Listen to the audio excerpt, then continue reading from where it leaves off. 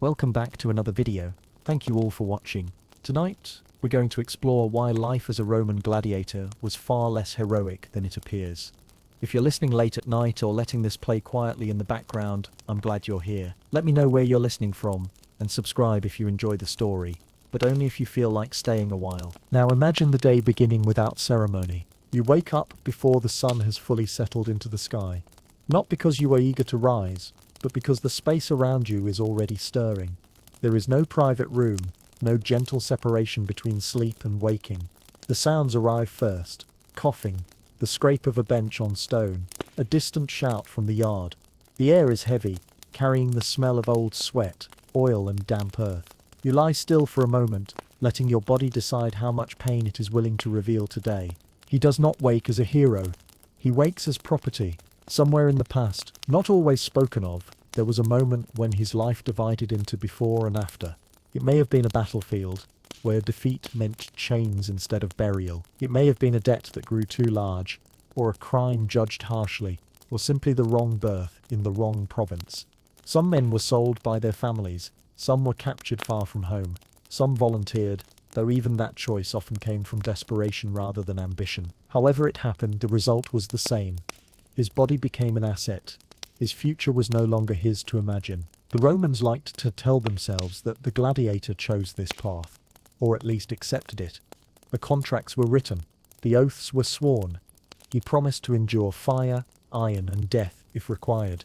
The words were formal, almost clean. They gave the system a sense of order, a way to pretend that what followed was fair. But waking each morning inside the training school, that illusion fades quickly. He sits up slowly, feeling the stiffness in his shoulders and back.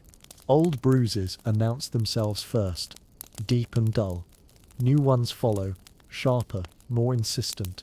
There is always something healing, something inflamed, something that never quite recovers. He stretches carefully, because tearing a muscle is worse than pain. Injury means attention, and attention is never neutral. Around him, other men do the same. They are not all alike. Some are young, with bodies still filling out. Others are older, marked by years of scars layered over scars. A few carry themselves with quiet confidence, their movements efficient, practiced. These are the ones who have survived long enough to learn restraint. They do not speak much in the morning. Words are saved for later. For now, there is the simple task of standing, of stepping into the day without stumbling. The gladiator school is both prison and workplace. It is enclosed, watched, and orderly. The walls are high enough to discourage escape, though escape is rarely attempted. Not because it is impossible, but because the world outside is often less forgiving than the one inside. A branded man with no papers and no patron does not last long on Roman roads. Inside, life is regulated. There is a schedule, there are rules, there is a strange consistency that becomes comforting, even as it confines. Food comes early. It is plain and repetitive, a thick porridge made from barley. Beans when available, bread that is dense and filling. The diet is designed to build mass, not beauty. Fat cushions organs, muscle absorbs impact. The Romans understood this well. They did not want fragile fighters. They wanted men who could endure. He eats without pleasure, but without complaint. Hunger is worse than monotony. Around him, bowls are scraped clean. No one knows when the next meal might be delayed as punishment or withheld for discipline. Care and cruelty sit very close together here. The trainers arrive soon after. They are not gentle men. Many were once fighters themselves, bodies worn down into authority. They know how much a body can take, and they push just beyond it. Training is relentless, repetition without variation. Wooden swords that feel heavier than steel, shields that bruise the forearms. Hours under the sun, or in dust-filled yards where breath tastes like grit. You train even when sore. Especially when sore. There is constant observation, eyes everywhere. Guards at the gates, trainers along the walls, owners calculating value with every movement. A limp is noted, a hesitation remembered. Weakness is not punished immediately, but it is never forgotten. Injuries are treated, though not tenderly. Wounds are cleaned, bones are set, salves are applied with practical hands. The goal is not comfort, but recovery. A gladiator who cannot fight is wasted investment. A gladiator who fights too well and too often is also at risk. Balance is maintained, not out of kindness, but necessity. Between training sessions, there is waiting. Waiting fills most of life here. Waiting for meals, waiting for instruction, waiting for the next match to be announced. Days stretch and compress unpredictably. Sometimes weeks pass without entering the arena. Other times, fights come close together, leaving barely enough time for wounds to close. During these pauses, men talk quietly. Stories circulate, rumors of upcoming games, whispers about which fighters were favored by the crowd, which ones displeased a sponsor. Gambling slips into every corner of Roman life, and the gladiator is always aware that money moves around him in ways he will never touch. He knows people bet on whether he lives or dies. He knows wealthy men argue about his chances while reclining at banquets. He knows women sometimes send tokens, locking eyes across the arena, as if that glance carries meaning. Admiration comes easily, respect does not. The Romans loved contradictions. They celebrated discipline and order, yet reveled in bloodshed. They admired courage, yet reduced brave men to spectacle. Gladiators were praised for embodying virtues that free citizens rarely practiced: endurance, loyalty, composure under threat, while being denied the dignity of those virtues meaning anything beyond entertainment. As afternoon settles, the heat lingers in stone and skin, training slows, bodies sag, someone is carried out with a twisted ankle, another bleeds quietly from a reopened cut. No one reacts much. Injury is expected, pain is routine. Later, as shadows lengthen, the school grows quieter. Some men nap, others sit and sharpen equipment they do not own. Rituals emerge in these hours, small habits meant to impose control where little exists. One man always cleans his helmet in the same order, another mutters a prayer before eating. Belief becomes practical, superstition is a tool. You learn to notice patterns. Which days feel heavy? Which nights bring dreams you would rather avoid? Sleep is not always restful. The mind returns to the arena uninvited. The roar of the crowd, the sudden silence before movement begins. The arena itself is a presence even when unseen. It waits beyond the walls, patient and inevitable. Beneath it lie corridors and holding rooms where men sit in the dark, listening to distant cheers that rise and fall like waves. Some describe the moment before entering as the worst part, not fear exactly, but awareness. The understanding that once you step forward, you are no longer entirely yourself. When fights do come, they arrive without drama. A name called, a signal given. The routine shifts. Equipment is checked. Bodies are oiled. The air tightens. But that is not today. Today is ordinary, which is its own kind of burden. As evening approaches, food is served again. The same meals, the same motions. Laughter breaks out briefly, then fades. Someone mentions a fighter who did not return from the arena last week. The conversation moves on quickly. There is no ritual for mourning here. Absence becomes normal. When darkness finally settles, the school quiets. Lamps flicker. Men lie back down, finding space wherever they can. The body relaxes reluctantly. Pain dulls into background noise. You stare upward, eyes adjusting to shadow, and think about nothing in particular. Thinking too far ahead invites fear. Thinking too far back invites grief. The present is narrow and survivable. This is how it begins. Not with battle cries or glory, but with routine, with waiting, with a life reduced to manageable pieces. And tomorrow, you will wake up again. The next morning arrives much the same way. There is no clear boundary between one day and the next inside the school. Time does not announce itself with bells or ceremony. It moves quietly, measured by meals, by aches that fade and return, by the slow rotation of men through the training yard. You wake again on hard bedding, the stone beneath never fully losing the chill of night even in warmer seasons. For a moment before memory settles back into place, there is a faint confusion. The mind reaches for familiarity, a room from long ago, a smell that no longer exists, a voice that once marked the start of the day. Then the sounds return, and with them the understanding of where you are. He rolls onto his side and exhales slowly. Breathing too deeply hurts some mornings. Ribs knit themselves together reluctantly. Muscles tighten when left idle too long. There is always a calculation to be made upon waking. What hurts, how badly, and whether it can be hidden. Hiding pain becomes a skill. The men rise one by one, moving carefully around each other. Space is shared. Privacy is a forgotten concept. Every scar is known, every weakness suspected, yet there is also a quiet respect that grows in such conditions. These men understand each other in ways no crowd ever could. They see the exhaustion behind bravado, the fear beneath practiced calm. Outside, the yard is already alive. Dust lifts into the air as feet strike the ground. Wooden weapons knock together in dull rhythms. Trainers pace, calling out corrections, reminders, warnings. The sound never fully stops. Even on rest days there is movement. Bodies must stay ready. Readiness is safety. Training is not about spectacle. It is about control. They learn when to advance and when to retreat. How to fall without breaking a wrist. How to shield the neck without exposing the legs. Every movement is drilled until thought is no longer required. In the arena, thinking is slow. Habit is fast. Still, no amount of preparation removes uncertainty. The weapons vary. The opponents change. The rules bend depending on the mood of the crowd, the preference of the sponsor, the momentary whim of those seated above. The gladiator understands this. He does not train to win cleanly. He trains to survive imperfect conditions. At midday, the heat presses down. Sweat stings the eyes. The trainers allow a brief pause. Water is rationed but sufficient. Again, the balance appears. Enough care to keep the system functioning. Never enough to forget who holds control. In these breaks, men sit against walls, backs slick with sweat, legs stretched out in front of them. Conversation drifts. Some speak of past fights, recounting moments where luck tipped one way or another.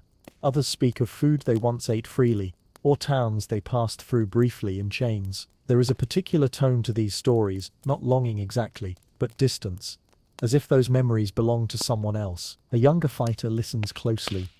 He has not yet been in the arena. His eyes follow the veterans with a mixture of fear and curiosity. Someone notices and tells him quietly, not to rush. The first fight stays with a man longer than the rest. No one tells him that the last fight might be easier. As afternoon gives way to evening, rumors spread. There may be games soon, a festival, perhaps. A dedication. The reason does not matter. Games come often enough that anticipation is constant, like a low ache. With rumors come changes. Diets are adjusted slightly. Training focuses more on paired drills. Equipment is inspected more closely. Names are written down, then erased, then written again. The men are assets to be arranged, not lives to be considered. When the announcement finally comes, it is brief. There will be fights in 3 days. The words land unevenly. Some men feel relief. Waiting without purpose can be worse than danger. Others feel their stomach tighten. 3 days is not enough time to heal. It never is. That night, sleep is lighter. Dreams are sharper. The arena appears uninvited, vast and blinding. Faces blur together above the sand. The roar comes and goes. He wakes more than once, heart steady but alert. The day before the games is quieter. Training eases slightly. Injuries are inspected more carefully. The medics move among the men, pressing, prodding, muttering. A cut deemed too deep earns a delay. A limp too obvious brings concern, not for the man, but for the match. Care is pragmatic here. A wounded fighter still has value, just not today. On the morning of the games, you eat slowly. The food tastes the same as always, but it sits heavier in the stomach. Some men eat everything. Others push their bowls aside halfway through. No one comments. Appetite is unpredictable when the body knows what is coming. Equipment is issued. Armor is strapped on with practiced hands. Helmets are adjusted. The weight settles into familiar places. This gear is both protection and burden. It restricts movement, traps heat, limits vision. It also keeps vital organs intact, long enough for the fight to be interesting. Before leaving the school, there is a pause, a moment of stillness that feels unplanned but necessary. Some men touch the ground, others close their eyes. A few whisper words meant only for themselves. Superstition fills the gaps. Logic leaves behind. Then the gates open, and the procession begins. The walk to the arena is controlled. Guards flank the group. The city hums around them, largely indifferent. Vendors shout. Children run past. Life continues easily alongside the promise of blood. This too is part of the contradiction. The arena looms ahead, massive and familiar. Even for those who have fought before, Its size never quite diminishes. From the outside, it is a monument. From within, it becomes something else entirely. You are led beneath it first. The corridors are dim, cool, and narrow. The noise above filters down in fragments, laughter, shouting, the rumble of thousands settling into place. Here the air smells of stone and old iron. Men sit on benches or stand against walls, helmets resting beside them. Conversation fades. Each man withdraws inward, conserving energy. Time stretches in these corridors. Moments lose shape. You listen to footsteps overhead, imagining the sand being raked smooth. You hear the distant clash of metal as another pair enters the arena. The crowd reacts. A swell, a dip. You do not know who is winning. You do not know who is dying. Eventually, a name is called. Not yours. Not yet, you wait. Waiting before combat is its own trial. The body wants to move, to expend the energy coiled inside it. The mind wants certainty. Neither is given. You sit, helmet in your hands, fingers tracing familiar scratches. These marks tell a history no one else will read. When your turn finally comes, it feels abrupt. You stand. The straps are tightened one last time. A gate creaks open, flooding the corridor with light. The noise hits you all at once. Not a single sound, but many layered together. Shouts, cheers, whistles. The sand glows pale under the sun. You step forward because you are told to. The arena is larger from within. The crowd surrounds you completely, rising in tiers that seem to stretch endlessly upward. Faces blur into a shifting mass. Somewhere among them are people who admire you. Somewhere are people who hope you fall. You salute, because that is expected. The gesture is automatic, practiced. It does not belong to you anymore. Across the sand stands another man. He looks much like you do, armored, focused, human. The signal is given. What happens next is not graceful. It is not cinematic. It is loud, close, exhausting. The sand shifts underfoot. The weight of the armor pulls at your shoulders. Each movement costs effort. You breathe hard, measured, aware that too much haste leads to mistakes. The crowd reacts to moments you barely notice. A near miss, a stumble, a clash of blades that rings out sharply. You are dimly aware of them, but your attention stays narrow. The opponent's hands, the angle of his shoulders, the opening that may or may not be real. Fear exists, but it is muted. There is no room for panic. Training fills the space fear would occupy. Time behaves strangely here. Seconds stretch, minutes collapse. You register pain distantly. A blow glancing off armor, a strike that lands harder than expected. The body adapts, compartmentalizes. Eventually something shifts. A mistake is made. Not always yours. The fight ends not with triumph, but with exhaustion. If you are standing at the end, you remain still. Movement invites error. You wait for the crowd's response, for the decision that follows. Thumbs move, voices rise, judgment passes quickly, casually. If you are allowed to live, it does not feel like victory. It feels like continuation. You are led away, through the same gate, back into shadow. The noise fades behind you. The body begins to shake now that it is permitted to. Blood is noticed. Pain sharpens. Back beneath the arena. Someone else takes your place. Later you return to the school. Wounds are cleaned. Armor is removed. The weight lifts, replaced by fatigue that settles deep into the bones. You lie down wherever there is space. Around you, men count who returned. No list is spoken aloud. Absences announce themselves. Night falls again. Sleep comes unevenly, filled with fragments of sound and light. When morning arrives, it brings the same routine, now altered slightly. New injuries, new stories, the same walls. This is how it continues. Not as legend, but as repetition. In the days that follow the games, the school settles into a quieter rhythm. The excitement that briefly rippled through the walls fades, leaving behind its usual texture. Stone, sweat, and silence stretch thin. The men who returned carry themselves differently for a while. Some move with careful pride, standing a little straighter, their survival freshly confirmed. Others withdraw inward, speaking less, eyes lingering too long on nothing at all. Injuries are everywhere now. Bandages wrap arms and legs. Bruises bloom dark and slow. Cuts are stitched with efficient hands. The medics work steadily without ceremony. They have seen this many times. Their task is not to comfort but to restore function. You wake sore in ways that feel unfamiliar. The body remembers impacts the mind barely registered. A shoulder protests when lifted. A thigh tightens unexpectedly. Breathing pulls at a rib that was struck harder than you thought. You test each movement cautiously, learning the new limits for the day. Pain becomes a background presence like heat or noise. It does not demand constant attention, but it never leaves. Training resumes sooner than feels reasonable. Lighter drills at first. Stretching. Slow movements to keep joints from stiffening. Then gradually the pace returns. The trainers watch closely. They do not want permanent damage, but they do not fear temporary suffering. That is assumed. As the days pass, talk of the games becomes quieter. Names are mentioned less often. A fighter who did not return is remembered briefly, then absorbed into the rhythm of the place. New men arrive occasionally, filling the empty spaces.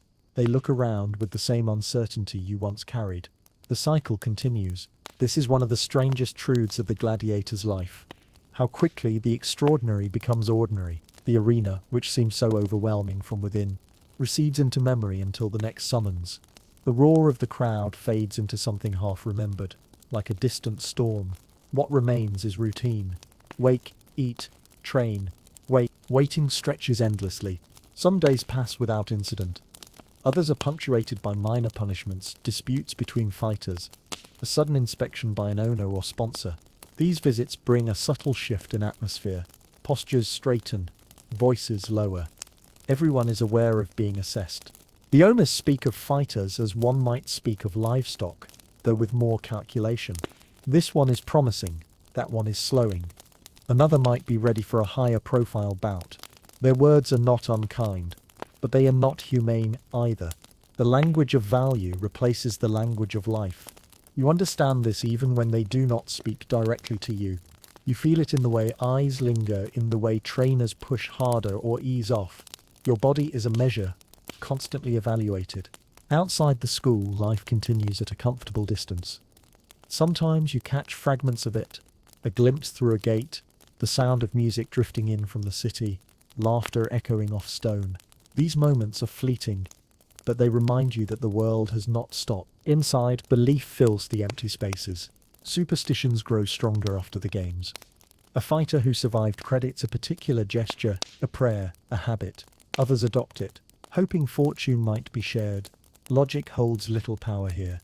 When survival feels arbitrary, meaning is created wherever it can be found. You notice how rituals help steady the mind. The same sequence before sleep, the same way of tying straps, the same spot to sit during meals.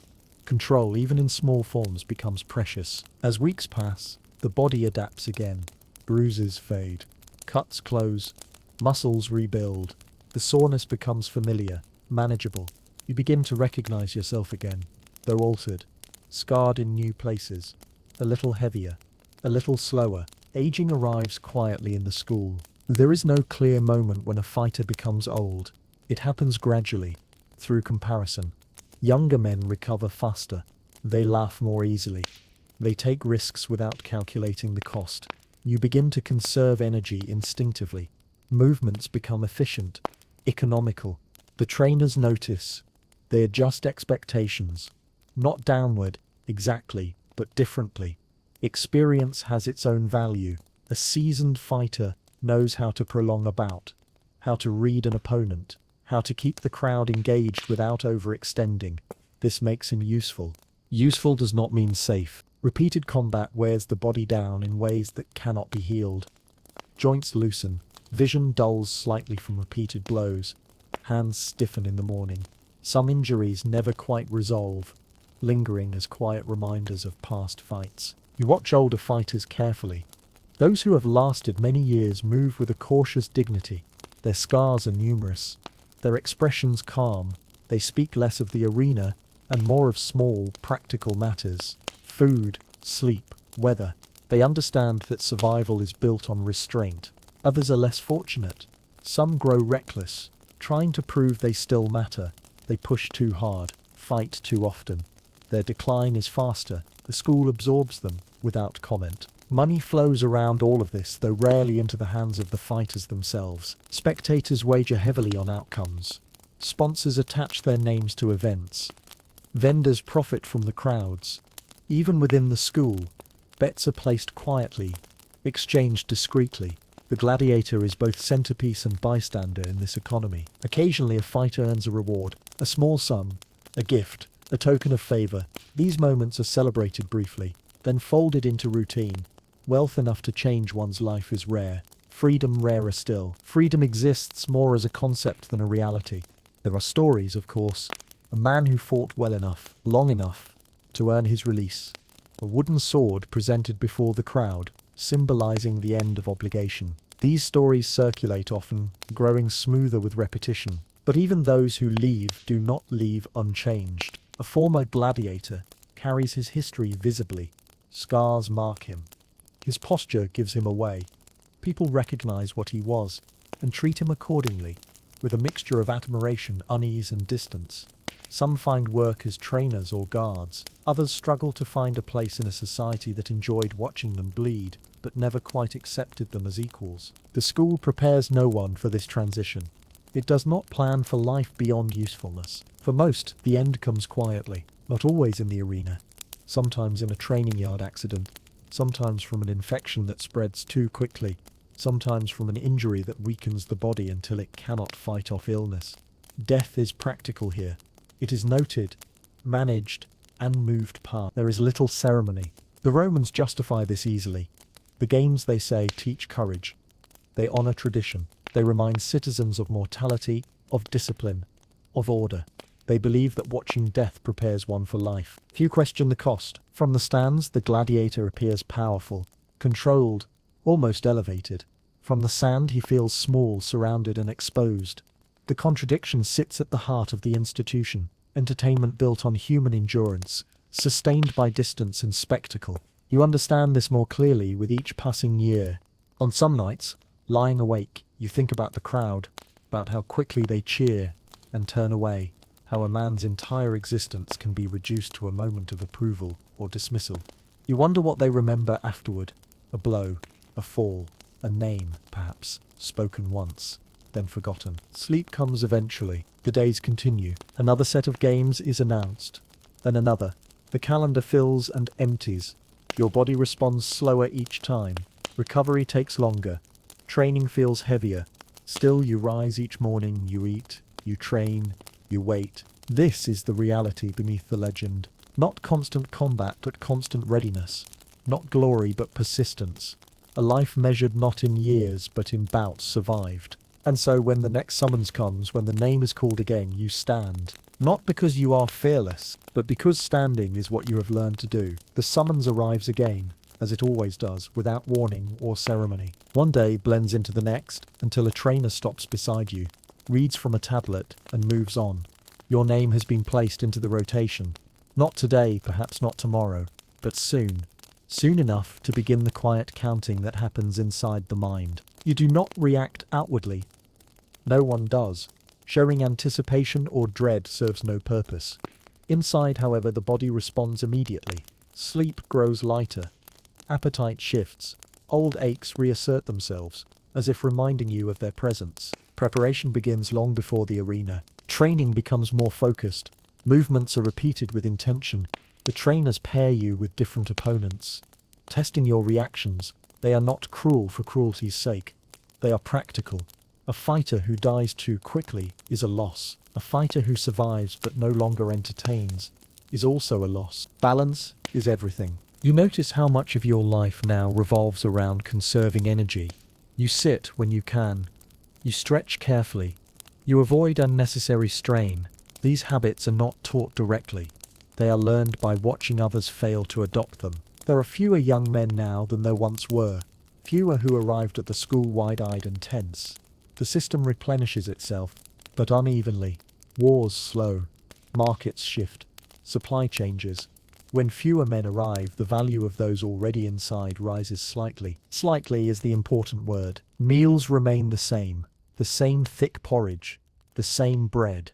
Occasionally, a treat, fruit perhaps, or a bit of cheese. meant to mark an upcoming event. These gestures are meant to motivate, to remind fighters that they are noticed.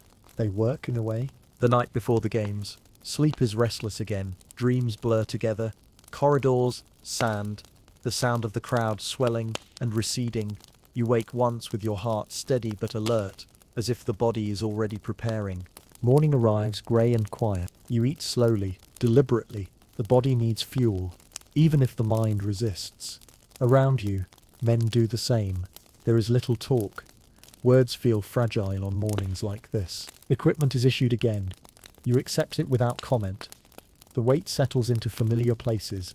The straps pull across scar tissue, tugging at memories embedded in flesh. The walk to the arena follows the same route, the same streets, the same curious glances from passers-by.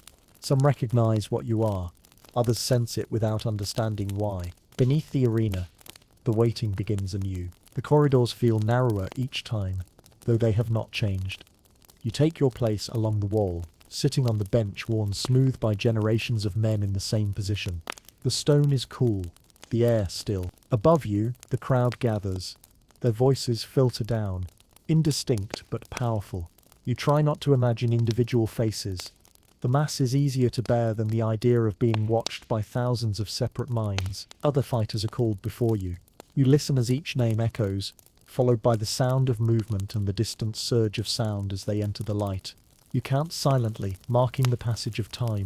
Waiting stretches. This is the moment that weighs most heavily on the mind. Not the fight itself, but the anticipation. The space where imagination fills in what reality has not yet provided. You focus on small things. The texture of the bench, the rhythm of your breathing, the way your fingers rest against the helmet in your lap. These details anchor you to the present. Eventually your name is spoken. You rise. The body feels oddly light, as if already removed from consequence. The gate opens. Light spills in. Noise follows.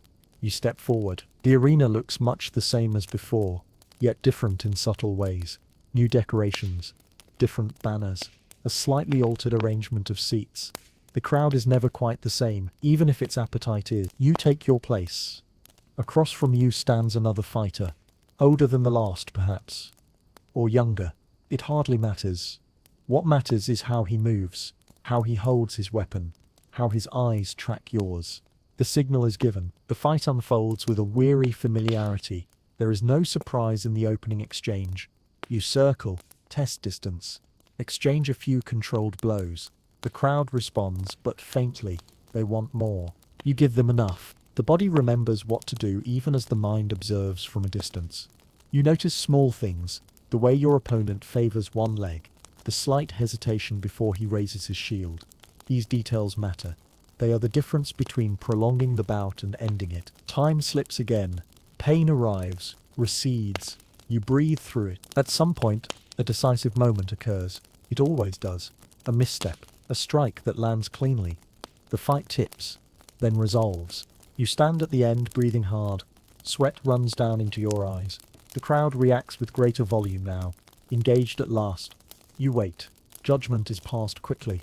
The decision is not always about mercy or cruelty. It is about satisfaction, about whether the performance met expectation. When you are allowed to live, you accept it without celebration. You leave the arena the same way you entered, through shadow. Back beneath the stone, the world feels muted. The noise above fades. The body begins to register everything it ignored moments before. A sharp pain flares in your side. Your arm trembles when you lift it. Medics attend to you again. They work efficiently. A cut is cleaned, a bruise pressed. Someone nods, satisfied that you will recover. You are returned to the school by evening. That night, you eat with difficulty. Food tastes dull. Chewing feels like effort. Conversation resumes slowly around you, tentative at first, then more freely. Another fight completed, another name added to the quiet list of absences. Days pass. Recovery is slower this time. The body resists. Muscles tighten unexpectedly.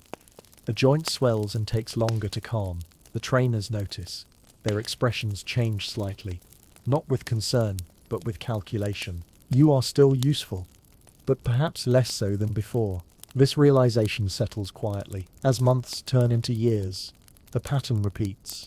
Fights, recovery, training, waiting. Each cycle leaves a mark. The accumulation becomes undeniable. You see it in others as well. Fighters who once dominated now struggle. Those who relied on speed lose it. Those who relied on strength find it diminished. Adaptation becomes necessary. Some manage it, others do not. The school makes room for both outcomes. Eventually, you hear whispers of release again. Not promises, just possibilities. If you continue to perform, if you avoid serious injury, if the right sponsor takes interest, if fortune aligns, the conditions stack endlessly. Even if freedom comes, it does not arrive cleanly. A man who leaves the arena carries it with him. The habits, the posture, the instinct to watch crowds carefully, the reflex to conserve energy.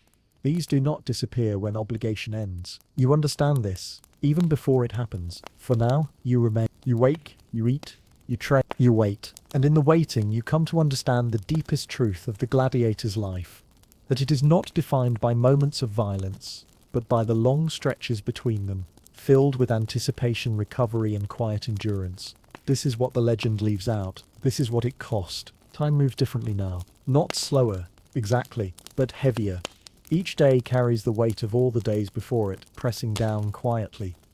You feel it when you rise from the bedding, when your joints protest before your feet touch the ground. You feel it when you train, when movements that once flowed easily now require intention. The school has not changed. The walls remain solid. The routines remain fixed. But you have changed within them. You wake earlier than most now, not because you are told to, but because sleep no longer holds you as deeply. The body prefers shallow rest, always half prepared. You sit for a while before standing, letting stiffness ease just enough to move safely. There is no rush. Speed in the morning invites mistakes. Around you, younger fighters still sleep heavily, limbs sprawled without concern. You watch them for a moment, not with envy, but with recognition. You remember being like that. The memory feels distant, belonging to another life. Meals follow the same pattern, the same food, the same bowls pass down the line. You eat steadily, knowing what your body requires even when appetite fades. You have learned which foods sit well, which give energy without heaviness. These small understandings feel important now. Training is adjusted for you, not announced, not acknowledged openly, but felt. The trainers push others harder. With you, they watch more closely. They correct rather than punish. They expect efficiency instead of raw force. Experience has become your defining trait. This carries a strange respect. Other fighters seek you out quietly. They ask questions without asking them directly. They watch how you move, how you rest, how you prepare. You offer advice, sparingly. Too much instruction feels like tempting fate. Everyone must learn their own limits. The arena continues to claim men. Sometimes it is sudden, a blow that lands poorly, a fall that twists the wrong way. Sometimes it is slower, a wound that never heals properly, an infection that spreads despite treatment. Death arrives without announcement, and the school absorbs it as it always has. There is no shortage of justification. The Romans speak of honor, of courage, displayed in the face of death, of how the games teach resilience to the populace. These ideas circulate easily among those who do not step onto the sand. They become part of the shared story that makes the system feel necessary. Inside the school, such words feel distant. Here survival is not framed as noble or cowardly. It is simply practical. You do what is required to continue breathing. Anything beyond that is luxury. You begin to notice how the crowd's behavior has shifted over time. In earlier years, their reactions felt overwhelming, a wall of sound impossible to distinguish. Now patterns emerge. You can sense when their attention drifts, when it sharpens. You understand what draws their interest and what bores them. This knowledge is useful and unsettling. You realize that much of what happens in the arena is not about skill or even violence, but about expectation. The crowd wants tension. They want uncertainty. They want the appearance of danger, even if it is carefully managed. You give them enough, not because you enjoy it, but because it keeps you alive. Between games, the school grows quieter. Fewer new arrivals come through the gates. Those who do arrive look different now, thinner, more desperate. Wars and conquests have slowed. The empire stretches wide, but not endlessly. Supply does not always meet demand. This makes experienced fighters more valuable, at least temporarily. You feel the change in subtle ways. Better equipment, slightly longer recovery periods, more careful matchmaking. None of it guarantees safety, but it reduces risk. Risk management becomes a way of life. The idea of freedom surfaces again, more frequently now. Not as rumor, but as possibility. Someone mentions your name alongside it. A trainer nods when the subject comes up, neither confirming nor denying. You do not allow yourself to dwell on it. Hope is dangerous here. It distracts. It tempts you to imagine a future that may never arrive. Better to remain focused on what is directly in front of you. Still, the thought lingers. You imagine waking without supervision, eating without measure, walking streets without guards. The images are vague, incomplete. You struggle to picture yourself within them. This uncertainty frightens you more than the arena ever did.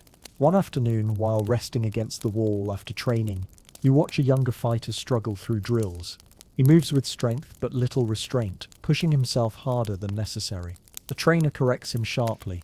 The young man bristles, then obeys. You recognize the pattern. You have seen it many times. Later, you speak to him quietly, not instructing, just observing aloud. You mention how the body keeps accounts, how effort borrowed today must be repaid later. He listens politely, but you see skepticism in his eyes. Experience cannot be transferred so easily. Most lessons here are learned through pain. The next set of games arrives in due time. You are listed again, though not prominently. A mid-tier bout, enough to satisfy expectations without drawing undue attention. This suits you. The routine repeats. The walk, the waiting beneath the arena, the noise filtering down. You sit on the same bench, feeling the familiar calm settle in. The fear that once visited this space rarely appears now. In its place is a steady focus. When your turn comes, you move without hesitation. The fight is controlled, measured. You do not rush. You do not chase advantage recklessly. The crowd responds slowly at first, then more eagerly as the tension builds. You sense when to pause, when to advance, when to allow your opponent a moment to recover. This prolongs the bout. It pleases the spectators. When it ends, you stand, breathing hard but steady. The decision comes quickly. You are spared, without debate. Back in the corridor, you feel relief, not because you lived, but because the performance went as intended. This realization unsettles you briefly, then fades. Life returns to routine. Days pass, weeks, months. Your body continues to age. Recovery takes longer still. A stiffness settles into your joints that never fully leaves. You learn to work around it, adjusting stance and timing. Adaptation becomes constant. The school remains indifferent to this struggle. It has seen countless versions of it before. Eventually, the day comes when you are not summoned for longer than usual. At first, you assume it is coincidence. Then pattern emerges. Others are called. You are not. Training continues, but expectations shift again. The trainers push you less. They watch, but without urgency. An owner visits. He speaks with the trainers quietly. They glance toward you once or twice. That night, sleep does not come easily. You understand what this might mean. The next morning, you are summoned. Not to train, but to meet with those who hold authority. The meeting is brief, formal, polite in a way that feels unfamiliar. They speak of service rendered, of loyalty, of value proven over time. Words that sound generous but remain carefully measured. Then they tell you, you are to be released. The announcement lands softly. No crowd, no ceremony, no wooden sword raised before thousands. Just a statement, delivered calmly. Freedom arrives without fanfare. You feel nothing at first. Relief comes later, in fragments. Confusion follows close behind. The identity you have worn for so long loosens suddenly, leaving space you do not know how to fill. Arrangements are made quickly, papers prepared, obligations settled. You are given a small sum, enough to begin, not enough to secure a future, enough to leave the school. When the gates open for you, they do so quietly. You step out into the city alone. The streets feel wider than you remember. The noise is sharper. People move freely, unconcerned. No one tells you where to go or what to do. You walk slowly, unsure of direction. Freedom, you discover, is not the opposite of captivity. It is something stranger. It requires choices you have not practiced making, It demands a sense of self beyond survival. People recognize you sometimes. They glance at your scars, your posture. Some look with admiration, others with discomfort. Few speak. Work is not easy to find. Your skills are specific. Fighting is no longer required, but it is what you know. You take what opportunities arise. Guarding, training others, tasks that keep you close to the life you left. The arena remains part of you. At night you still wake early, you still eat simply, you still scan crowds instinctively. The habits do not fade. You understand now what the school never prepared you for. Survival was structured. Freedom is not. Looking back, you realize how casually death was treated, how easily a life could be ended for entertainment justified by tradition and applause. How many never reached this point at all? The games continue without you. New fighters enter the school. New crowds gather. The system remains intact. Your story becomes one of many, briefly remembered, then replaced. And that is why it truly sucked to be a Roman gladiator. Not only because of the violence, but because even when it ended, it never fully let you go. Life outside the school does not settle into clarity. Days pass without structure, and that absence feels heavier than any chain ever did. You wake early still, long before the city stirs, lying on a bed that is softer than stone, yet strangely unfamiliar. There are no guards outside your door, no trainer's voice calling you into the yard. The quiet should feel comforting, but instead it feels exposed. You rise because your body expects to rise. The city in the early morning has its own rhythm. Bakers prepare fires, merchants arrange goods, water carriers move through the streets with practiced balance. Everyone seems to know where they are going. You walk among them without direction, aware of your size, your scars, the way people glance and then look away. Some recognize you for what you were. They do not need to be told. The marks are enough. The way you carry yourself is enough. Admiration appears in unexpected places. A nod from a man who once sat in the stands, a lingering look from someone who feels safer keeping distance.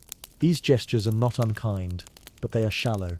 They are responses to an idea, not to a person. You learn quickly that the fame of the arena does not translate well into daily life. Work comes sporadically. Guarding a warehouse at night, training a wealthy young man who wants to learn discipline without risk, demonstrating techniques for those who want the image of strength more than its cost. The work keeps you fed, but it never feels stable. Stability, you realize, was something the school provided, even as it confined you. There, every day followed expectation. Here, uncertainty stretches endlessly. Decisions accumulate. Mistakes carry consequences you are not used to navigating. You miss, unexpectedly, the simplicity of being told where to stand. At night, sleep remains shallow. Dreams pull you back beneath the arena. The dim corridors, the weight of armor, the distant roar. You wake with your muscles tense, breath measured, ready for a signal that never comes. The body does not forget its conditioning. You avoid the arenas when games are held, though the sound carries anyway. Cheers echo through the city, rolling across rooftops. You know what those sounds mean now? More clearly than ever. Somewhere, a man waits beneath the stone, feeling his heart slow into focus. Somewhere, another will not return. The crowds do not change. Occasionally you see former fighters like yourself. Some have adapted better. They smile more easily. They speak of the past as if it were closed, finished. Others look lost, drifting from job to job, clinging to habits that no longer serve them. You understand both paths. Freedom has not erased the years. It has only shifted where their weight falls. Over time, your body continues to change. Injuries you once managed begin to assert themselves more strongly. Joints ache in the cold. Hands stiffen in the morning. The cost of endurance becomes visible now that there is no structure to distract from it. People still ask you about the arena. They want stories, details, moments of excitement. They expect pride or bitterness or dramatic reflection. You offer them little. Words feel inadequate, and explanations feel unnecessary. Those who have not stood on the sand rarely understand what mattered there. It was never about courage in the way they imagine. It was about repetition, about waiting, about learning how much pain could be ignored and how much could not. About understanding that survival depended less on strength than on timing, restraint and luck. The Romans never saw that part clearly. They justified the games with language that softened their edges. They spoke of tradition, of moral lessons, of controlled violence as a reminder of mortality. These explanations allowed the empire to continue without discomfort. From a distance, it worked. Up close, it did not. You think often about the men who never left the school, the ones who died quietly without recognition, the ones who survived many bouts only to be lost to illness or neglect. The system did not mourn them, it replaced them. This, you realize, was its true cruelty. Not the blood, which was visible and dramatic, but the casual way human lives were consumed and forgotten, justified by applause and routine. As years pass, the arena becomes less central to your identity, but it never disappears entirely. You carry it with you into every quiet moment, every crowded street, every decision made without instruction. The habits remain. The vigilance, the economy of movement, the instinct to conserve energy, to watch for exits, to measure risk instinctively. These traits once kept you alive. Now, they simply remain. When you hear someone speak of gladiators with admiration as symbols of bravery, as figures of legend, you listen without correcting them. Let them have their story. It does not cost you anything now. You know the other truth. You know that it sucked, not because of constant violence, but because violence was only a small part of it. Because most of the life was spent waiting, healing, preparing and enduring, owned, observed and measured for value. You know that even survival came with a price that never fully stopped being paid. And as the city settles into night and the distant sounds of celebration fade, you lie down once more, eyes open in the dark, breathing slow and steady. No one is watching now. No one is waiting for you to rise. And in that quiet, you finally understand how deeply the arena shaped everything that followed. Not as a place you left behind, but as something that stayed with you long after the gates closed. Here at last the story grows quiet. The quiet does not last forever. It never truly does. Even years after leaving the school, the rhythm of those days still finds you. Not as memory exactly, but as instinct. You notice it when your body wakes before dawn without reason, when you pause before entering a crowded space, when sudden noise pulls your attention sharper than it seems to for others. The arena taught awareness too well. You live modestly now. A small room, simple meals, nothing ornate. Excess feels unnecessary, almost uncomfortable. You learned long ago that everything beyond what is needed can be taken away just as easily as it is given. In the city, life moves on with little concern for where you have been. Empires do not slow for individuals. The games continue season after season, reshaped slightly but unchanged at their core. New banners hang, new sponsors announce themselves, new men step forward into the sand. Sometimes you pass the school from the outside. The walls look the same, solid, impersonal. From this distance they give nothing away. You know what waits behind them: the training yards, the routines, the waiting, the lives measured in usefulness rather than years. You do not stop long. Occasionally you hear about the games through others. Someone mentions a particularly brutal bout. Someone else praises a fighter's composure. These conversations are casual, almost light. They end quickly, replaced by talk of markets, politics, weather. It strikes you how easily the violence fits into ordinary life. This was always the strength of the system. Not its cruelty alone, but its normalcy. The games were not an interruption to Roman life. They were woven into it, expected and accepted, a way for citizens to gather, to feel something together, to be reminded of power and order. You understand now that the gladiator was not meant to be pitied. He was meant to be useful. The Romans admired him precisely because he suffered within rules, because his pain was contained, controlled, and entertaining. It allowed the crowd to feel disciplined without discipline, courageous without danger. From the stands, it was easy to believe the system was fair. Inside it, fairness rarely entered the equation. You think back to the men you trained beside. Some faces remain clear, others blur together. You remember small moments more than fights. Shared laughter over a bad meal, a quiet conversation late at night, the sound of someone breathing steadily beside you in the dark. These were the moments that felt human. The fights themselves fade faster. They compress into sensations rather than images. Heat, weight, noise. Outcomes remembered more than sequences. Survival remembered more than victory. If you speak about the past now, you choose your words carefully. You do not dramatize. You do not soften. You describe it as it was, structured, repetitive, uncertain, a life shaped by waiting as much as by violence. Some listen closely, others lose interest quickly. They wanted blood and heroics, not routine and fatigue. You do not blame them. The truth is quieter than the legend. As you age further, the physical reminders remain. A knee that stiffens after long walks, a shoulder that aches in damp weather, scars that tighten when the air turns cold. These are not dramatic pains, just persistent ones. They ask to be acknowledged daily. You learn to live with them as you once did inside the school, adjusting, compensating, conserving. There are moments, rare but real, when you feel grateful for what you learned. Discipline, endurance, the ability to remain calm when others panic. These traits serve you well now, even if they came at great cost. But gratitude does not erase loss. You wonder sometimes who you might have been otherwise, what habits you would have formed, what fears you would have carried instead. These questions have no answers.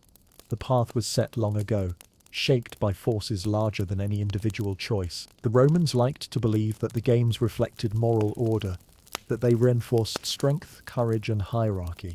Perhaps they did in a way, but they also revealed something else: how easily suffering can be justified when it is entertaining, how readily people accept cruelty when it arrives with structure and tradition. You saw that from the inside. That is why the life of a gladiator sucked in ways that are difficult to explain simply. Not because it was constant terror, but because it required a person to adapt so completely to an inhuman system that normal life afterward felt uncertain and unshaped. Even freedom had edges. As night falls again, you sit quietly listening to the city settle. Somewhere laughter rises. Somewhere else, a gate closes. Somewhere beneath stone, another man waits, listening to the distant sound of a crowd gathering. You breathe slowly. You are no longer there, but part of you always will be. And that is the final contradiction of the gladiator's life. That surviving it does not mean escaping it, only carrying it forward, quietly, into whatever comes next. The story does not end with the arena. It lingers. Years continue to pass, almost unnoticed. The city changes in small ways. Buildings rise where others once stood. Faces come and go. Names that once filled conversations fade from use. The empire adjusts itself, as it always has, absorbing loss and novelty with equal indifference. You remain living quietly at the edges of attention. There are days when the past feels distant, like a story told to you rather than one you lived. On those days, the habits loosen slightly. You sleep a little longer. You move through crowds with less tension. The body feels lighter, almost ordinary. Then there are other days. A sudden shout in the street snaps your focus. The clang of metal pulls your breath short. A surge of noise from a public gathering makes your shoulders tighten before you realize why. These moments pass quickly, but they leave a trace. The arena trained your body to respond before thought. People speak often of courage, but rarely of conditioning. They imagine bravery as a choice made in a moment. You learn that it is usually a habit formed over time, reinforced until it feels inevitable. Inside the school, courage was not something you summoned. It was something expected, repeated, and enforced. You wonder sometimes how many men never learned to turn it off. Occasionally someone recognizes you openly. A man approaches, eyes bright with curiosity, asking if you once fought. When you nod, he asks what it was like. His voice carries excitement, not cruelty. He is not trying to mock you. You answer simply. You tell him it was tiring. He laughs, uncertain, expecting more. When none comes, he thanks you and moves on, already forgetting the encounter. This, too, feels fitting. The truth rarely satisfies an audience raised on spectacle. You spend more time alone now, by choice rather than necessity. Solitude feels earned. In quiet moments, you reflect without urgency. There is no next fight to prepare for, no schedule pressing down on the day. This absence still feels strange. You think back to the first morning in the school, waking sore and confused. You think of the long afternoons under the sun, the endless drills, the constant watchfulness. You think of the corridors beneath the arena, the way time stretched there, thin and heavy. Those memories no longer hurt sharply.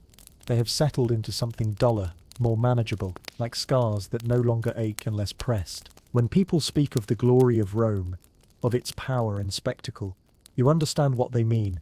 The empire was vast, ordered, confident. It built wonders.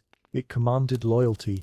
It entertained on a scale unmatched, but you also know what that confidence required. It required bodies to labor, bodies to fight, bodies to absorb fear and pain, so others could feel strong and safe.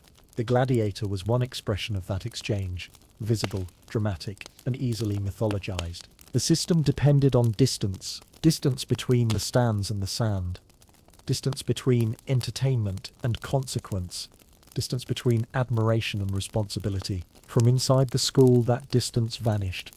Everything was immediate. Every decision carried weight. Every mistake lingered. You do not resent the crowd anymore. Resentment requires energy, and you have learned to conserve it.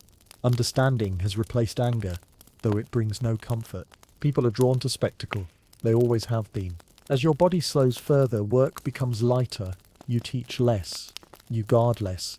You accept that your usefulness, once so clearly defined, is now fading.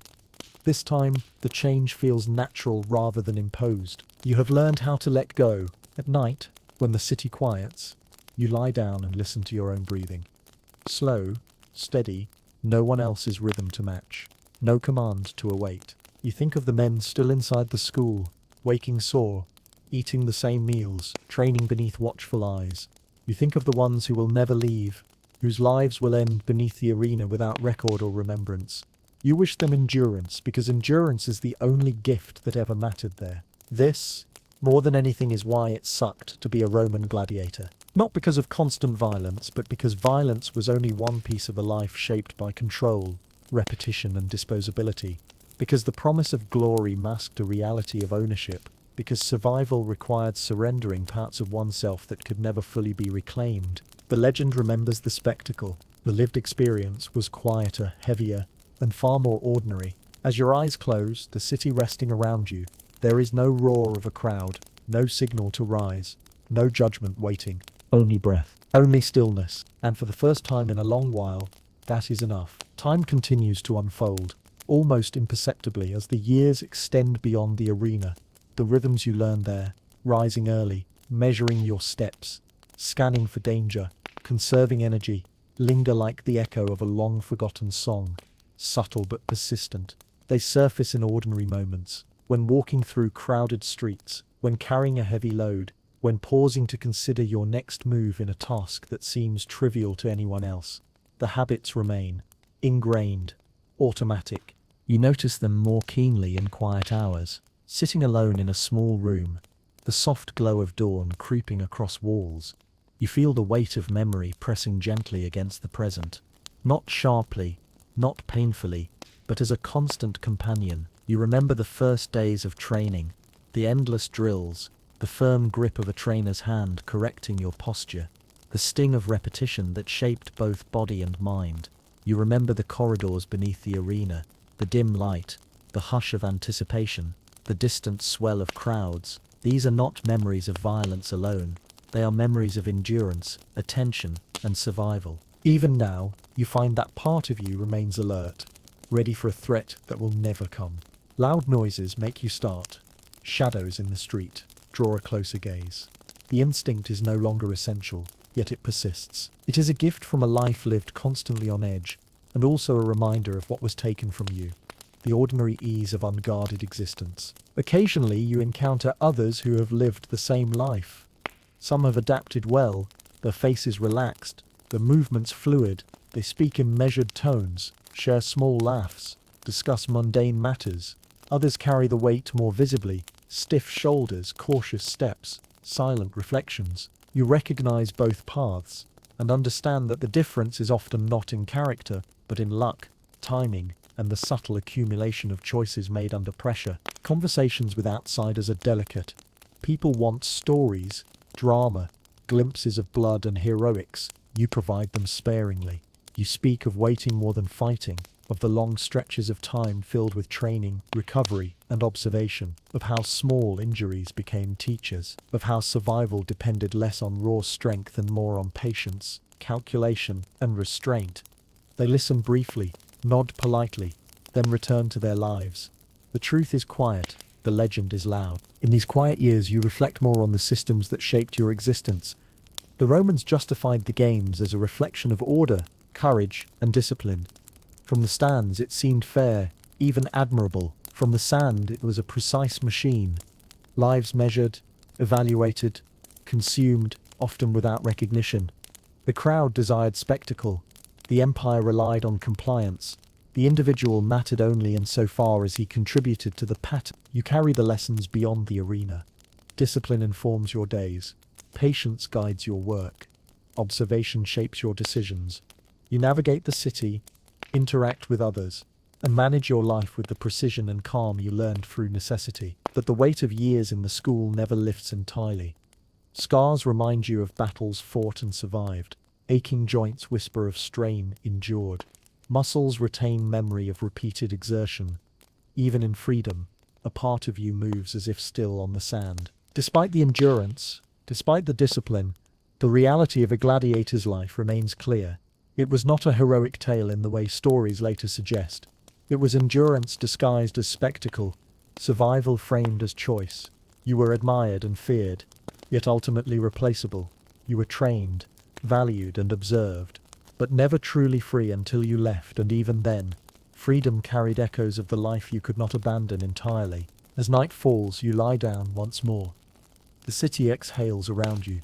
The distant noise of life continues. Markets closing, conversations fading, footsteps retreating into shadow. You listen to your own breathing, slow, steady, no commands, no expectations, no spectators. The life of the gladiator has receded, leaving only the quiet rhythm of existence. And in that quiet, you understand fully why it truly sucked to be a Roman gladiator. Not simply because of violence, but because life was measured, consumed, and endured long before the sand ever met your feet. And those lessons of survival, control, and vigilance never fully leave, even when the gates finally open. Time stretches further, yet the echoes of the arena remain with you. Subtle but persistent. Even decades later, the smallest details carry the imprint of what you endured.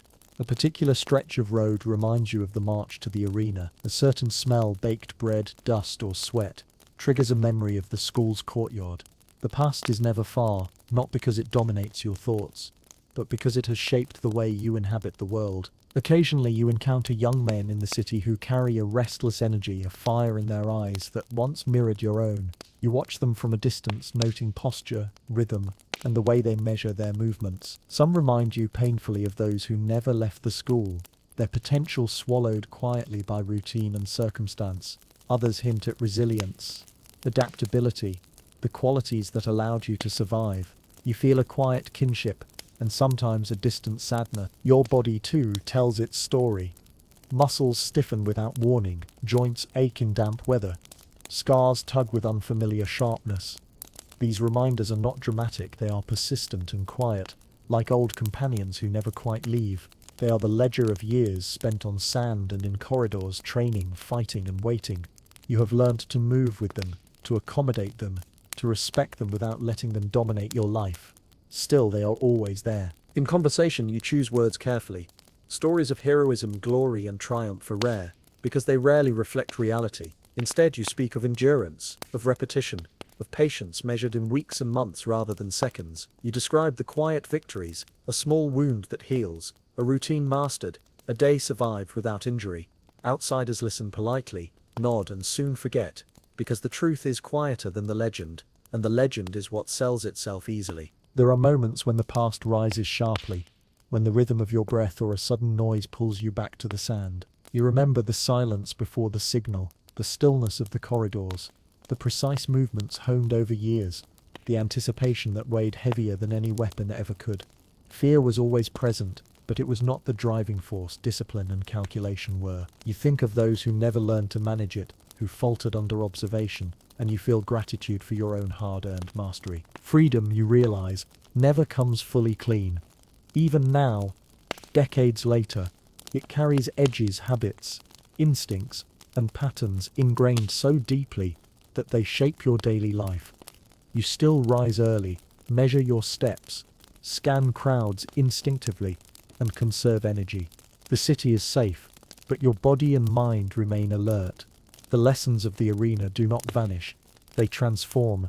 They are subtle tools for life, but reminders too of what was taken and endured. The Romans, for their part, continue to be remembered as creators of spectacle, power, and civilization.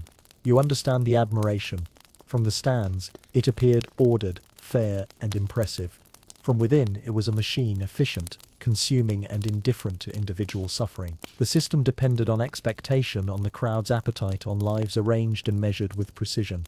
The entertainment justified the cruelty justified the structure. You rarely speak this truth aloud. Most would not understand it, and those who might are far away. Instead, you live quietly, letting the past inform your movements without dominating them.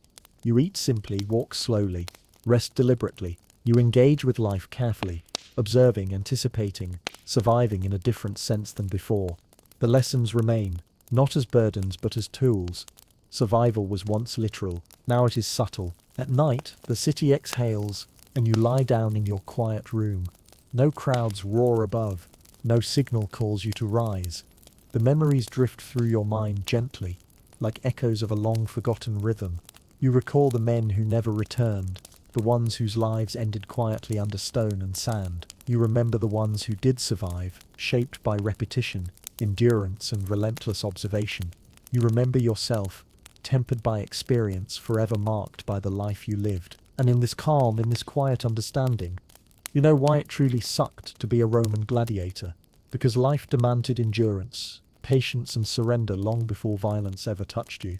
And because even when the arena's gates finally opened, the lessons, scars, and vigilance never truly left. You carry them always, quietly shaping the steps of your new, unspectacular yet hard-won life. Time continues its quiet passage, indifferent to all that came before. The years accumulate like sediment, layering over memory, but never erasing it. You notice the smallest triggers, the scrape of leather, the sound of metal striking metal, the distant echo of a crowd, and the past surfaces again unbidden. The school, the sand, the corridors beneath the arena, they are not places you return to physically, but they live in the body, in posture and instinct. Your routines remain shaped by those years. Subtle and unspoken. You wake early, even without instruction. You move deliberately through the city, measuring steps, conserving energy, scanning your surroundings. Habits formed under surveillance persist, now repurposed for quiet survival rather than obedience. These instincts serve you well, but they are reminders too. Echoes of a life lived in structured vigilance. At times you encounter those who remember, or who sense the life you carried. Some are young and curious, seeking stories of battles and spectacle. Others are practical, asking for guidance or instruction. You share little, choosing words with care. You speak of endurance, waiting, small victories, and the discipline of repetition. You describe not the glory, but the long stretches of ordinary hardship. Most listen politely, and then forget. The truth is quieter than the legend, and the legend travels far more easily. Memory arrives in fragments. The feel of a worn bench beneath you, the cold stone corridors beneath the arena, the soft clatter of a sword being drawn, the tense anticipation before the gate opens. Fear was never constant, it ebbed and flowed, but discipline was. You recall how training sharpened instinct, how every movement was measured and every habit shaped survival. Those who failed were quickly forgotten. Those who endured learned endurance itself as their defining skill. Even as time softens the edges of the past, the body remembers, muscles stiffen in ways ordinary work does not explain, joints ache with damp weather, scars tug in unfamiliar patterns. You have learned to accommodate these reminders, to adjust movements and expectations, to accept the slow passage of years as a continuation of training rather than an interruption. The lessons of the arena are not gone. They are woven into the marrow of your being. Occasionally you reflect on the broader world.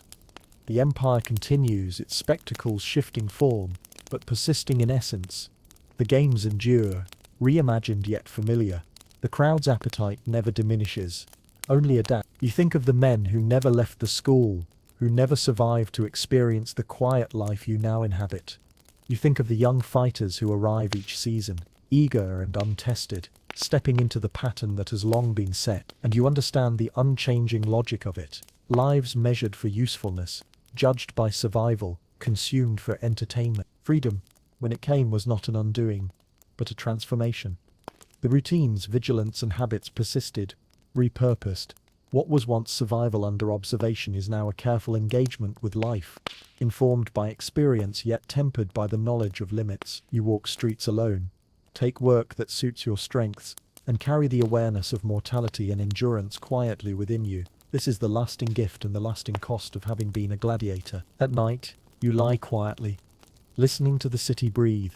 No crowd roars, no signal calls, no shadowed corridor waits beneath stone. The world has moved on, yet the lessons remain.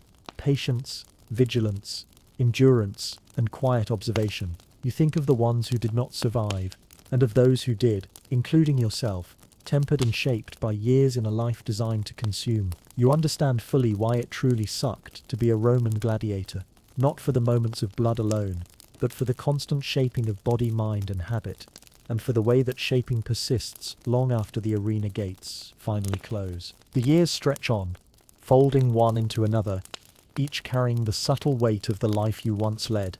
Even now, long after the gates of the school have closed behind you, the body and mind remain calibrated to a rhythm that is no longer demanded. You wake before dawn, not because anyone calls you, but because your muscles and nerves remember a world that required vigilance. You rise slowly, listening to the quiet, noticing the tension in your shoulders, the stiffness in your knees, the lingering aches that speak of years spent in training and on sand. These aches are not sudden, they are companions, reminders that time has shaped you indelibly. You move through the city with the same care that once kept you alive in the corridors beneath the arena. Every step measured, every glance alert, every moment assessed, not for survival in the violent sense, but in a quieter, more subtle way. You have learned that attention preserves comfort, and that habits of endurance can guide even a free life. The crowd has been replaced by streets and marketplaces, but the instinct to read their movement, their reactions, remains. It is not a burden, it is a shadow of skill, a reminder of the life that once defined you. Occasionally you see those who share your past, faces etched with the same lessons, bodies shaped by similar routines, eyes carrying knowledge that outsiders cannot comprehend. Some have adapted, smiling easily, living in ways that seem almost untroubled. Others move cautiously, their habits and instincts rigid, their steps careful and deliberate. You recognize both paths, understanding that survival required more than strength. It demanded patience, observation, and endurance. The choices made then ripple through life now, shaping each day in ways subtle yet inescapable. Work is sporadic but sufficient. You take roles that fit your skills, teaching the young or guarding the vulnerable, performing tasks that allow control without risk. Even in freedom, the principles of the school inform your actions. Every movement is deliberate, every decision measured. Yet there is a difference now. The authority is yours, and with it comes the uncertainty that was never present under ownership. You must navigate life without the clear boundaries the school imposed, making choices that can be small but carry consequences. Memory surfaces unbidden in quiet moments. The feel of a rough bench beneath you, the smell of dust and sweat, the soft clatter of steel on stone, the anticipation before the gate opens, the hush of the corridors, the weight of armor pressed against your body. These recollections are neither sharp nor painful. They are persistent, woven into your perception of the world. Even as you live in freedom, part of you exists perpetually on the sand, attuned to timing, spacing, and the readiness for sudden, decisive action. The city around you continues to pulse with life. Markets hum with trade, voices rise and fall, children play in streets, and the empire's spectacle endures elsewhere. Yet you exist on the margins of that spectacle, aware of its continuing appetite for spectacle, but not compelled to participate. The games continue, the patterns repeat, new fighters step into roles long established, and the cycle endures. You remember the ones who never returned, whose lives ended quietly beneath stone and sand, and you recognize the fragile fortune that carried you beyond it. In solitude, you reflect on what it means to have survived. Freedom does not erase the past, it reframes it.